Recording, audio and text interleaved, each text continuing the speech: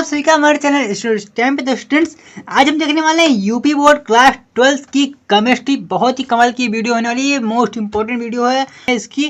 100% मैं इसकी गारंटी लेता हूँ। एग्जाम अगर आपने ये सारी चीज़ों को अच्छे से पढ़ लिया तो आपको एग्जाम में अच्छा नंबर लाने से कोई रोक नहीं सकता। आपके 65+ से भी अच्छे, बहुत ज़्यादा अच्छे नंबर आ जाने वाले हैं।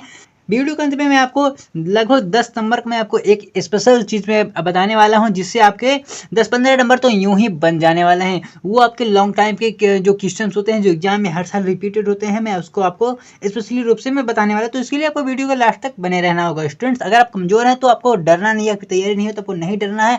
मैं आपको बहुत ही कमाल की चीज़ें, बस आपको कुछ भी नहीं करना, आपको बस इतने टॉपिक पढ़ लेने हैं, आपका जो एग्जाम में नंबर है वो फर्स्ट क्लास आने वाला है। तो आइए हम देख लेते हैं फटाफट से सारी चीज़ों को। देखिए स्टूडेंट, हमारे सामने सबसे पहले हम परिभाषा और नियम वाली चीज़ों को हम देखने वाले हैं, जिसको हमें बहुत ज़्यादा अच्छे से याद कर लेना है। तो देखिए, हेनरी का नियम यह है मोस्ट इंपॉर्टेंट नियम के अंतर्गत आता है। ये एग्जाम में इसका आना तो फिक्स है। देखिए स्टूडेंट्स, इस वीडियो को इसको आप शेयर जरूर कीजिएगा। वीडियो मोस्ट इंपॉर्टेंट है तो इसको आप शेयर जरूर कीजिएगा अपने आप दोस्तों के साथ। इसके बाद आते हैं राउल्ट का नियम। तो राउल्ट का नियम भी मोस्ट इंपॉर्टेंट है। मैं इसके आगे में एक बार मैं आपको टिक लगा देता हूँ। यह है आपका मोस्ट इंपॉर्टेंट, मतलब ये आपके एग्जाम में आने के थोड़ा ज़्यादा चांसेस हैं इन सारे में से। तो आप इसको अच्छे से तैयार रखिएगा। कोलराउस का नियम और हार्डी-सूसे का नियम, यह दोनों नियम भी अपने आप में बहुत ज़्यादा इंपॉर्टेंट हो जाते हैं।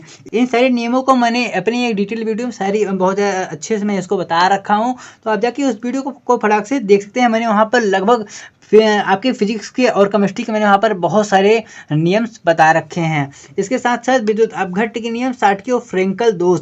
स्टूडेंट्स, मैं आपको बताता हूँ, ये जो क्वेश्चन है साटकी और फ्रेंकल दोष वाला, ये वाला जो क्वेश्चन है, यह क्वेश्चन आपके लगभग वस्तुनिष्ठ वाले प्रश्न में, शॉर्ट में, मतलब ये आपके अति लघुत्तरी, लघुत्तरी, ये सभी में बन जाते हैं। बहुत ही आसानी से आ जाता है। या कभी कभी साटकी या फ्रेंकल दोष के अंतर ऐसा करके भी क्वेश्चन एग्जाम में आ जाते हैं। तो इसको आपको बहुत ज़्यादा अच्छे से याद कर लेना है, इसको समझ लेना है। तो ये कुछ इतने सारे हमारी परिभाषा वाले में से थे। अब आते हैं हम अगले अपने पॉइंट पे। तो देखिए, अगला हमारा पॉइंट क्या है कि प्रयोगशाला विधि। तो देखिए, आपकी एग्जाम में कुछ प्रयोगशालाएं ऐसी जो चीज़ें आती हैं, आपको उसको भी अच्छे से देख लेना है, उसको आपको अच्छे से समझ लेना है। तो अब मैं आपको दिखाने वाला हूं। तो आपको हैबर विधि द्वारा अमोनिया का निर्माण, आपको इससे बहुत ज़्यादा अच्छे से याद कर लेना है। आपको याद क्या करना है, देखिए, अब आपके पास सारी चीज़ों को याद करने का समय नहीं। आपको बस एक बार उसको एक अच्छी नज़र से एक बार को देख लेना है, और आप कोशिश कीजिए ज़्यादा से ज़्यादा इसको लिखने की कोशिश कीजिए। देखिए, लिखने से क्या होगा, आपकी हैबिट बन जाएगी, आपकी राइटिंग भी सुधर जाएगी, साथ साथ आपको सारी चीज़ें समझ आ जाएंगी कि स्टेप बाय स्टेप कैसे सारी चीज़ों को करते हैं।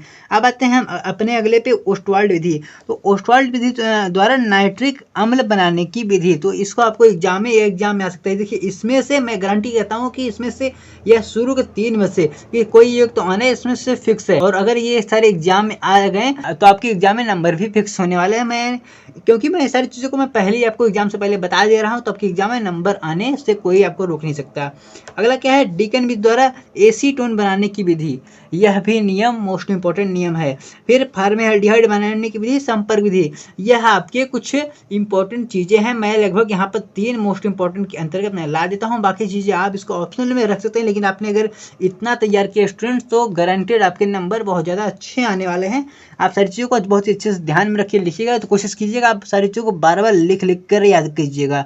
इससे आपकी हैबिट थोड़ी अच्छी हो जाएगी, लिखने में भी और आपको याद करने में भी आसानी होगी। अब आते हैं हम अपने अगले पे। तो अब हमको क्या मिलता है, अंकित प्रश्न हमको मिल जाते हैं। अंकित प्रश्न, देखिए, अंकित प्रश्न आपके एग्जाम में मोस्ट इंपॉर्टेंट भूमिका निभाते हैं। आपके अधिकांश अंकित प्रश्न आने वाले हैं, तो हमारे नंबर यहाँ पर अधिकांश रूप से फंस जाते हैं। तो आपको कुछ भी नहीं करना, आपको मोलर उन्नयन, स्थिरांक और अनमन स्थानांक, इस टॉपिक आपको बहुत ज़्यादा, इस पर आपको पूरी पकड़ होनी चाहिए।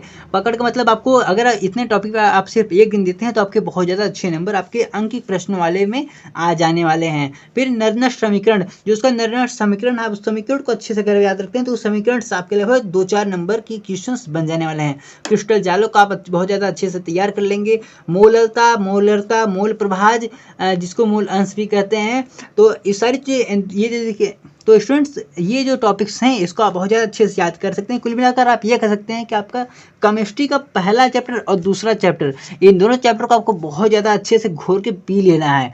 इसको आप अगर अच्छे से याद कर लेते हैं तो एग्जाम में आपका नंबर बहुत ज़्यादा अच्छे से आ जाने वाला है। अगर आपको सारी चीज़ें बहुत ज़्यादा अच्छे से समझ में आ रही है तो इस बारे में आप जल्दी से हमें नीचे कमेंट करके बता सकते हैं और आप हमारे चैनल को सब्सक्राइब कर दीजिए। और अगर आपको दूसरी चीज़, अगर आपको कोई टॉपिक नहीं आ रहा है आपके फिजिक्स में, केमिस्ट्री, मैथ्स से, कोई किसी भी सब्जेक्ट में, तो इस बारे में आप हमें कमेंट करके पूछ सकते हैं। आपकी हेल्प हमेशा हमारे द्वारा की जाएगी।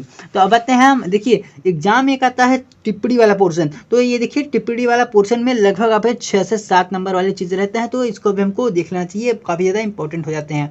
देखिए पेप्टिकरण टिंडल प्रभाव, इसको आप मुख्य रूप से अच्छे से याद कीजिएगा। पेप्टिकरण एग्जाम में हर साल आता है। आप कोई भी सेट उठा के एक बार अच्छे से देख सकते हैं कि पेप्टिकरण टिंडल प्रभाव, ब्राउनी गति, यह आपके एग्जाम में अधिकांश आता है। और यह नीचे वाले दिए गए जो हैं अपोहन, स्कंदन, स्वर संख्या, कुल मिला के ये जितने भी आपको दिए गए हैं 2 और यहाँ पर आपके 3, 4, 5, 6, तो ये कुल मिला के 6 का 6। अगर आप इसको अच्छे से याद कर लेते हैं तो एग्जाम में आपके अच्छे नंबर आ जाएंगे। तो आप इन सारी चीज़ों को अच्छे से याद कर लीजिएगा। अब आते हैं कुछ अपक्रियाओं पे। अपक्रियाओं में क्या है, रायमन टीमन अपक्रिया। तो रायमन टीमन अपक्रिया यह बहुत ज़्यादा इंपॉर्टेंट हो जाता है। स्टूडेंट्स, मैं आगे पढ़ने से पहले मैं आपको बता देता हूँ कि एक एग्जाम में आता क्या होता है जब, देखिए उसके लिए आपको क्या करना होगा, आपको आपकी जो सीरीज है आप वहाँ से आके सारी चीज़ों को देख सकते हैं और उसको आपको बहुत ज़्यादा अच्छे से बार बार दोहरा लेना है। इसके साथ साथ एग्जाम में IUPAC जो नाम आते हैं उसके लिए क्या करना होगा, आपको सुबह सुबह उठ के सबसे पहले एक बार उसको दोहरा लेना होगा। इससे क्या होगा, जो एग्जाम में उसके 2-4 नंबर जो क्वेश्चन आएंगे वह बहुत ज़्यादा अच्छे से आ जाएगा आपके एग्जाम में, उसका आपके लिए नंबर भी मिल जाएंगे। देखिए अब आते हैं अपने टॉपिक पे। हमारा टॉपिक क्या है, एंड्रोल संघनन। इसको भी आपको अच्छे से याद कर लेना है। इसकी आपको अवक्रिया वहाँ पे लिखनी होगी, कैनोजारो अवक्रिया, फ्रीडल क्राफ्ट, ब्रूटस फिटिंग अवक्रिया और ल्यूकास परीक्षण। तो अगर आपको यहाँ पर ये जो टॉपिक्स मैं आपको बता दूँ, मैं यहाँ पर आपको कुछ टिक करके बता दे रहा हूँ जो कि मोस्ट इंपॉर्टेंट के अंतर्गत हैं। तो अगर आप इन सारी चीज़ों को अच्छे से याद कर लेते हैं तो एग्जाम में आपके बहुत ज़्यादा अच्छे नंबर हो जाने वाला है। ये जो मैंने बीच के इसमें गैप किया, आप इसको ऑप्शनल रूप में ला सकते हैं, लेकिन अगर आप थोड़ा सा टाइम देकर अगर आप इतने टॉपिक को याद कर लेंगे तो आपका बहुत ज़्यादा भला हो जाने वाला है। तो आप जल्दी से हमारे वीडियो को लाइक कर दीजिए और शेयर जरूर कीजिएगा। स्टूडेंट्स प्लीज़ शेयर जरूर कीजिएगा। और अब आते हैं हम कुछ इंपॉर्टेंट जो कि मैंने आपको शुरू में ही बताया था कि मैं आपको वीडियो के अंत में स्पेशल चीज़ बताने वाला हूँ। तो देखिए इससे आपका लगभग 10 से 12 नंबर बन जाने वाला है। अब मैं जो आपको दिखाने वाला हूँ यह क्या है, ओजोन गैस का निर्माण। ओजोन गैस का निर्माण, ये देखिए आपके एग्जाम में ये फिगर बनाने के लिए भी आता है। यह एग्जाम में अधिकांश के साथ साथ फिगर बनाने का भी आता है। इसमें क्या है कि ओजोन गैस जो उसका निर्माण विधि है, आपको पूरा निर्माण विधि, उसका फिगर, उसकी सारी डिटेलिंग आती है। तो लगभग 7 नंबर के अंतर्गत आ जाएगा। आप देखिए अगर आपके 7 नंबर यहाँ बन जाते हैं, फिर आता है विरंजक चूर्ण। तो यह विरंजक चूर्ण आपके एग्जाम में भी यह आ जाता है। तो यह विरंजक चूर्ण, इसकी बनाने की विधि, सारी चीज़ों को इसको आप अच्छे से वहाँ पर आपको लिखना आता है और 7 नंबर के लगभग ये भी अगर आ जाता है तो ठीक है। तो आप देखिए, और फिर आता है IUPAC नामकरण। अगर ये मान लीजिए अगर ये 5 ही नंबर का हुआ, ठीक है, ये फिर आ जाता है आपका IUPAC नाम। ये लगभग 2 या 4 तो इसमें रहेंगे, ठीक है। अगर मैं इसको 5 ही मान लेता हूँ और सबके एक नंबर है, तो ये देखिए 5, 5, 10, 10, 17, तो कुल मिला के 15 से 17 नंबर आपके सिर्फ यहीं से मिल जाने वाले हैं। और देखिए ये जो हमारा पूरा टॉपिक था, जो इसको अगर आप अच्छे से याद कर लेंगे तो आपके एग्जाम में नंबर बहुत ज़्यादा अच्छे से अधिक आने वाले हैं। इसके लिए आपको कोई भी एग्जामिनर रोक ही नहीं पाएगा।